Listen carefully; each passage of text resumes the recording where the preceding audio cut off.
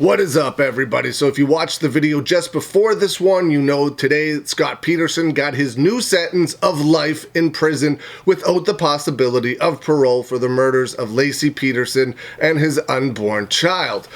Now, this article from USA Today has a little bit more details from what happened in court today, and I'm going to go over them with you. They actually had a live stream of the court case, but they were very specific in saying that you could not record any of it. You could not take any pictures of it, like screenshots or whatever. So the article from USA Today is linked in the description below, and it states, Scott Peterson, the man convicted in the 2002 killing of his wife and unborn child, was resentenced today to life in prison without parole.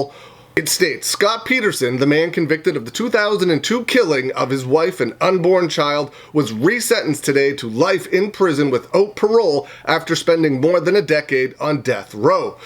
Peterson's resentencing came after the California Supreme Court last year overturned his death sentence for the improper screening of jurors for bias and later said a lower court should determine whether he gets a new trial. The court, however, did not overturn his conviction and said considerable circumstantial evidence incriminated Scott Peterson. Pat Harris, one of the defense attorneys for Scott Peterson, said his client had wanted to speak at the hearing today, but the Supreme Court judge did not allow that to happen, given that the sentence was preordained.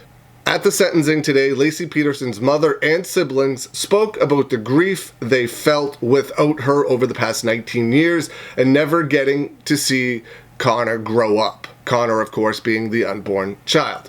They are quoted as stating, "Your evil, self-centered, unforgivable, selfish act ended two beautiful souls. And for what reason? There was no reason other than you just didn't want them anymore," Laci Peterson's mother said during the hearing. The defense attorney argued today that certain mitigating factors support Scott Peterson's innocence and claims Peterson has shown no remorse are unfair given that he maintains his innocence. Okay, let's just go out on a limb way out there and say that he is indeed innocent. Wouldn't you still have tons of grief and sadness that your wife and unborn child were killed and they're not with you and that you're being blamed for it? Wouldn't that make you terribly upset? Even if you're not upset that you're being blamed for it because you think you're innocent, wouldn't it make you extremely upset all of the time that your wife that you loved and your child that was not born yet, that you're never going to get to know, were killed? Wouldn't that have you stricken with grief forever? I would hope so. At the sentencing hearing today, prosecutors said that Scott Peterson lied multiple times to people in the weeks leading up to and after Laci Peterson's death. His defense attorney said the comments were blown out of context.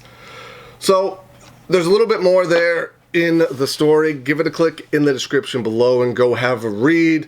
But what do you think? What do you think of what happened today in Scott Peterson's case? What do you think of the death sentence being overturned because of juror misconduct? And what do you think of his new sentence of life in prison without the possibility of parole? Leave some comments below.